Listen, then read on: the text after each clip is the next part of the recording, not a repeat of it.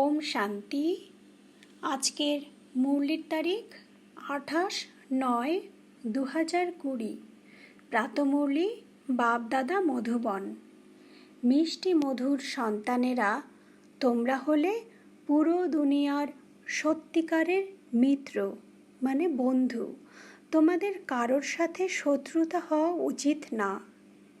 প্রশ্ন: তোমরা হলে আত্মারূপী রুহানি সেনা। তোমরা বাবার কোন ডাইরেকশন পেয়েছ যাকে গুরুত্ব দিতে হবে? উত্তর: তোমাদের ডাইরেকশন দেওয়া হয় যে সদা ব্যাজ পরে থাকো। কেউ যদি প্রশ্ন করে, এটা কি, তুমি কে, তখন বলো, আমরা সমগ্র দুনিয়ার কাম বিকারের আগুনকে নেভানোর ফায়ার ব্রিগেড। এই সময়ে সমগ্র দুনিয়া কাম বিকারের আগুনে জ্বলছে। আমরা সকলকে সমাচার দিই যে এখন পবিত্র হও, দৈবী গুণ ধারণ করো, তবেই জীবন নৌকা পার হয়ে যাবে। ওম শান্তি। মিষ্টি মিষ্টি আত্মারূপী বাচ্চারা সহজ স্মরণে বসেছে। কারোর অসুবিধা বোধ হয়। অনেকে তো বিভ্রান্ত হয়ে পড়ে, আমরা কি টান টান হয়ে বা স্ট্রিক্ট হট যোগের মুদ্রায় বসবো? বাবা বলে, এমন কোনো কথা নেই, যে কোনোভাবেই বসতে পারো, শুধু বাবাকে স্মরণ করতে হবে। এতে কোনো অসুবিধা হওয়ার কথা না। হট যোগীরা টান টান হয়ে কঠিন মুদ্রায় বসে, পায়ের উপর পা তুলে বসে। এখানে বাবা বলে, তোমরা আরাম করে বসো। বাবাকে আর 84 চক্রকে স্মরণ করো। এ হলো সহজ স্মরণ, যা উঠতে বসতে বুদ্ধিতে থাকে। যেমন দেখো, এই ছোট বাচ্চা বাবার পাশে বসে আছে, এর বুদ্ধিতে নিশ্চয়ই মা বাবার কথাই থাকবে। তোমরাও তো বাচ্চা, তাই না? বাবাকে স্মরণ করা অতি সহজ। আমরা বাবার সন্তান, বাবার থেকেই উত্তরাধিকার প্রাপ্ত করতে হবে। শরীর নির্বাহের জন্য গৃহস্থ ব্যবহারে থাকো, তাতে কোনো সমস্যা নেই।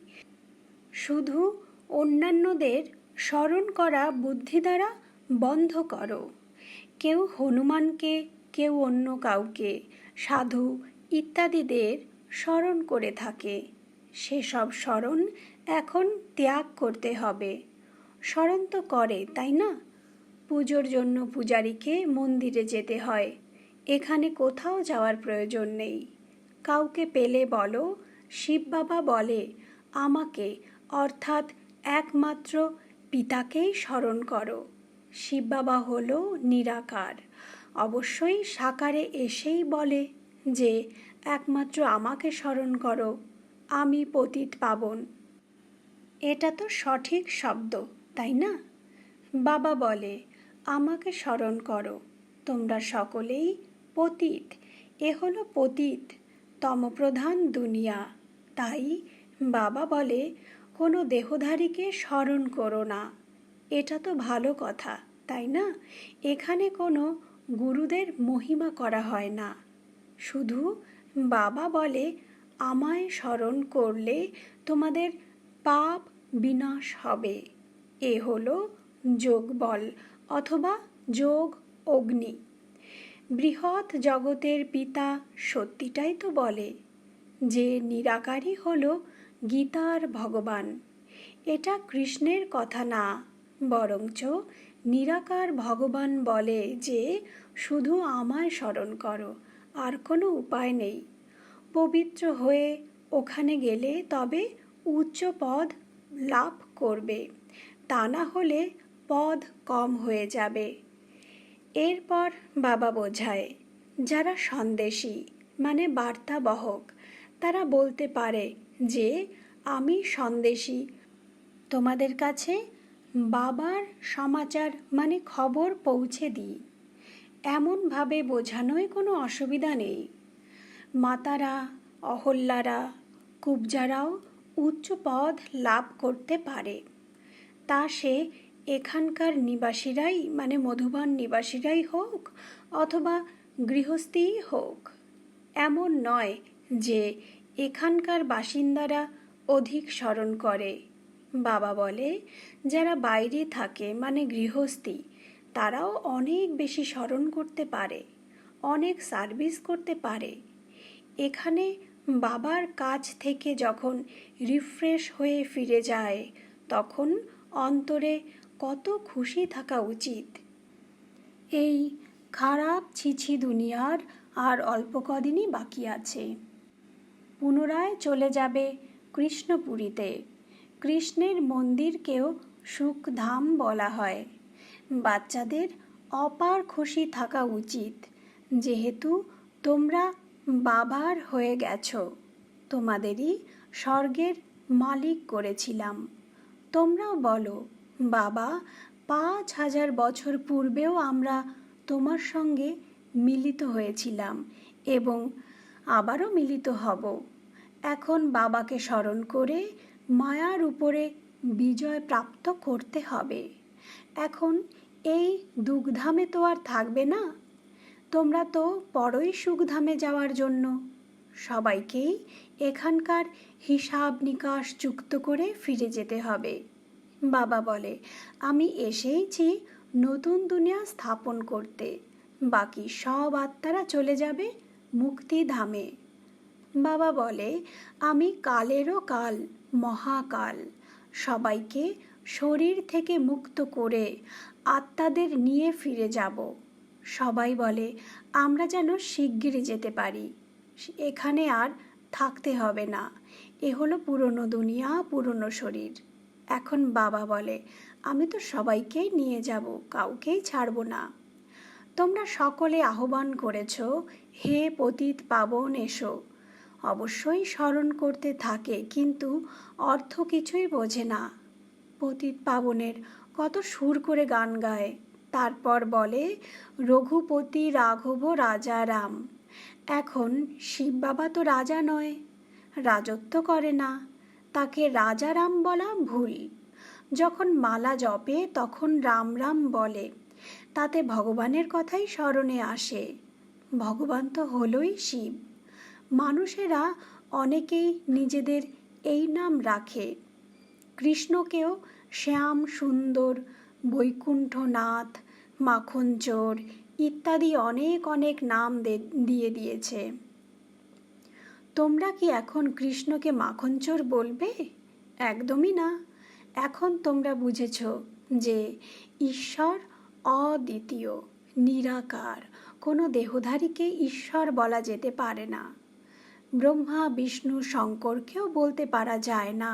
তাহলে মানুষ নিজেকে ভগবান কিভাবে বলতে পারে? শুধুমাত্র 108 বৈজয়ন্তী মালারই স্মরণ মানে মহিমা হয়। শিব বাবা যে স্বর্গ স্থাপন করে, তারা হলো সেই স্বর্গের মালিক। অবশ্যই মালিক হওয়ার পূর্বে তারা এই রকম পুরুষার্থ করেছিল। একে বলা হয় কলিযুগের অন্ত, সত্যযুগের আদির সঙ্গম যুগ। এ হলো কল্পের সঙ্গম যুগ। মানুষ আবার যুগে যুগে বলেছে, অবতার নামও ভুল। আবার তাকে মাটিতে পাথরে কণায় কণায় বলে দিয়েছে, এও ড্রামা। যে কথা অতীত হয়ে যায় তাকেই বলা হয় ড্রামা। কারোর সঙ্গে ঝগড়া ইত্যাদি হলে তা অতীত হয়ে গেলে সেটা নিয়ে আর চিন্তা করো না। আচ্ছা, ধরো কেউ যদি কিছু কম বেশি বলেও থাকে, তোমরা সেসবগুলো ভুলে যাও। কল্প পূর্বেও এরকম বলেছিল, মনে ধরে রাখলে পরে সব বিগড়ে যেতে থাকবে। সেসব কথা আর কখনো বলোও না। বাচ্চারা, তোমাদের সার্ভিস তো করতেই হবে, তাই না? সেবায় কোনো বিঘ্ন ঘটা উচিত না। সেবায় দুর্বলতা দেখানো উচিত না। শিব বাবার সেবা, তাই না? সেখানে কখনো এতটুকুও না শব্দ বলা উচিত না। তাহলে নিজের পদ ভ্রষ্ট করে দেবে। বাবার সহায়তাকারী হয়েছ, তাই সম্পূর্ণরূপে সহায়তা করতে হবে। বাবার সেবায় এতটুকু ধোঁকা দেওয়া উচিত না। সকলের কাছে বার্তা পৌঁছতেই হবে। বাবা বলতে থাকে, মিউজিয়ামের এমন নাম রাখো যে মানুষ দেখে ভিতরে প্রবেশ করে আসে আর এসে জানে যে এ তো নতুন জিনিস, তাই না? মানুষ তো নতুন জিনিস দেখতে ভিতরে প্রবেশ করে। আজকাল বিদেশ থেকে আসে ভারতের প্রাচীন রাজযোগ শিখতে।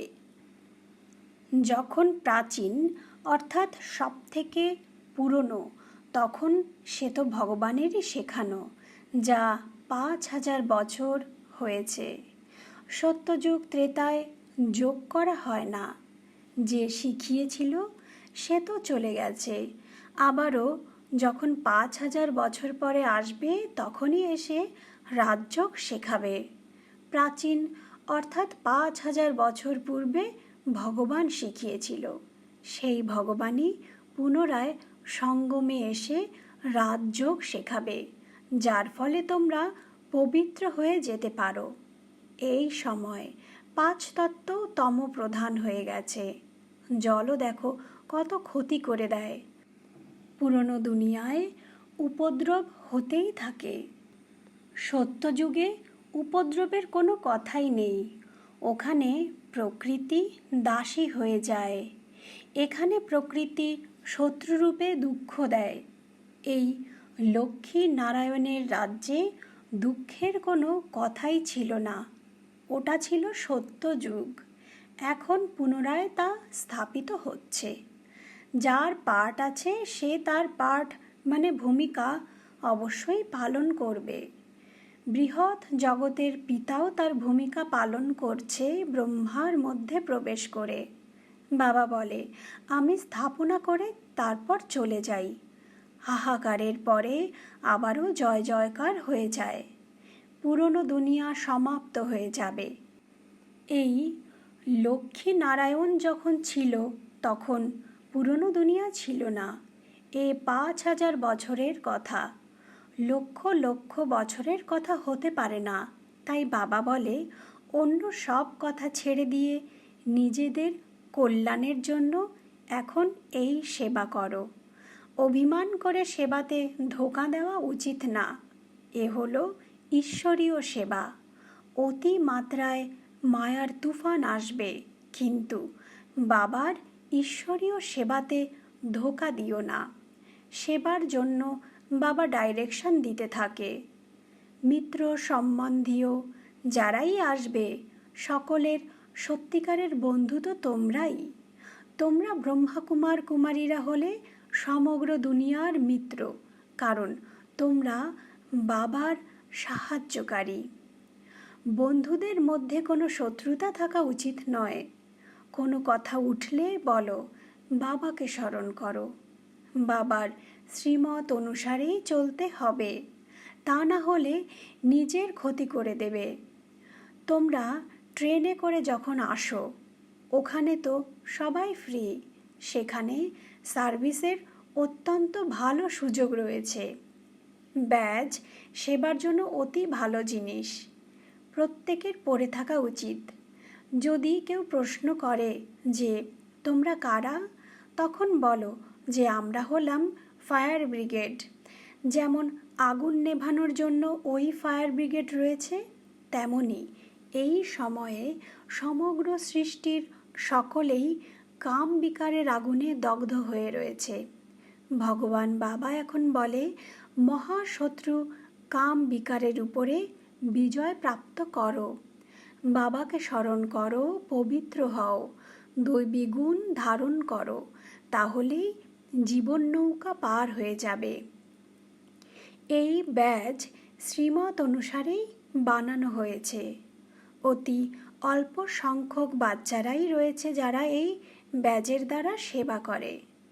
বাবা মুরলির মাধ্যমে কত বোঝাতে থাকে, প্রত্যেক ব্রাহ্মণের কাছেই এই ব্যাজ থাকা উচিত। কাউকে পেলে তাকে এই ব্যাজের মাধ্যমে বোঝাতে হবে যে এ হলো বাবা, বাবাকে স্মরণ করতে হবে। আমরা কোনো সাকার মানে শরীরধারীর মহিমা করি না। সকলের সদ্গতিদাতা একমাত্র নিরাকার বাবা, ওনাকে স্মরণ করতে হবে। স্মরণের শক্তির দ্বারাই তোমাদের পাপ কাটবে। বলা হয় যেমন মতি তেমন গতি, মানে অন্তিমে মনস্থিতি অনুযায়ী তেমনই গতি হবে। দুঃখ ধাম থেকে তোমরা মুক্ত হয়ে যাবে, আর তখন তোমরা বিষ্ণুপুরীতে চলে যাবে। কত বড় খুশির খবর! এর সঙ্গে তাদেরকে বইপত্রও দিতে পারো। বলো, তুমি কিনতে না পারলে আমরা ফ্রি দিতে পারি। ধনশালীদের তো অর্থ দিয়ে নেওয়াই উচিত, কারণ এসব অনেক ছাপাতে হয়। এ হলো এমন বস্তু যার দ্বারা তোমরা কাঙ্গাল থেকে বিশ্বের মালিক হয়ে যাবে। তোমাদের সব কথা বোঝানো হয়ে থাকে।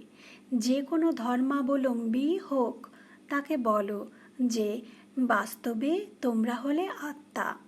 নিজেদের আত্মা মনে করে বাবাকে স্মরণ করো। এখন বিনাশ সম্মুখে দাঁড়িয়ে আছে। এই দুনিয়া পরিবর্তিত হয়ে যাবে। শিব বাবাকে স্মরণ করলে বিষ্ণুপুরীতে চলে যাবে। বলো যে ভগবান কোটি কোটি পদ্মগুণের জিনিস দিয়ে থাকে। বাবা কত বুঝিয়েছে, ব্যাজের দ্বারা সার্ভিস করতে হবে, কিন্তু ব্যাজ পড়ে না, লজ্জা পায়। ব্রাহ্মণীরা যারা পার্টি নিয়ে আসে, মানে মাউন্ট আবু বাবার বাড়িতে পার্টি নিয়ে আসে, অথবা কোথাও অফিস ইত্যাদিতে একা গেলে, তখন এই ব্যাজ অবশ্যই পরে যাওয়া উচিত। যাদের তোমরা এই বিষয়ের উপরে বোঝাবে, তারা অত্যন্ত খুশি হবে। তাদের বলো যে আমরা এক পরমপিতাকেই মানি। তিনি সকলকে সুখ শান্তি প্রদান করে থাকেন। ওনাকেই স্মরণ করো। অপবিত্র আত্মারা তো ফিরে যেতে পারবে না। এখন এই পুরনো দুনিয়া পরিবর্তিত হচ্ছে। এভাবে রাস্তাতে মানে যাত্রাপথেও সেবা করতে পারা উচিত। তোমাদের অনেক নাম হবে।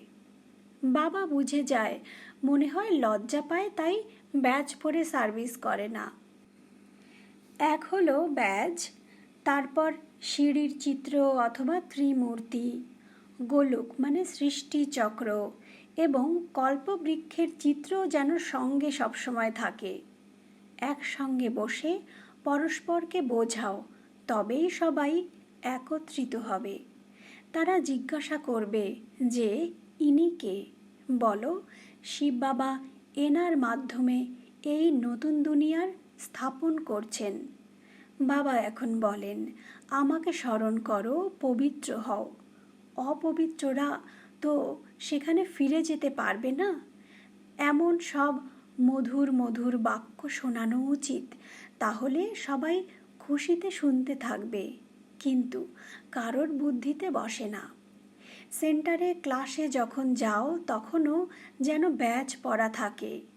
মিলিটারিদের বুকের কাছে ব্যাজ লাগানো থাকে। তাদের কখনো লজ্জা লাগে কি? তোমরাও তো হলে রুহানি মানে আত্মিক মিলিটারি, তাই না? যখন বাবা ডাইরেকশন দেয়, তাহলে সে বিষয়ে ধ্যান দাও না কেন? ব্যাজ পরা থাকলে শিব বাবার স্মরণও থাকবে যে আমরা শিব বাবার সন্তান। দিনে দিনে সেন্টার খুলতে থাকবে। কেউ না কেউ বেরিয়ে আসবে। তারা বলবে অমুক শহরে তোমাদের ব্রাঞ্চ নেই। তাদের বলো, যদি কেউ ঘর বাড়ি ইত্যাদির ব্যবস্থা করে, আমন্ত্রণ জানায়, তবে আমরা গিয়ে সার্ভিস করতে পারি।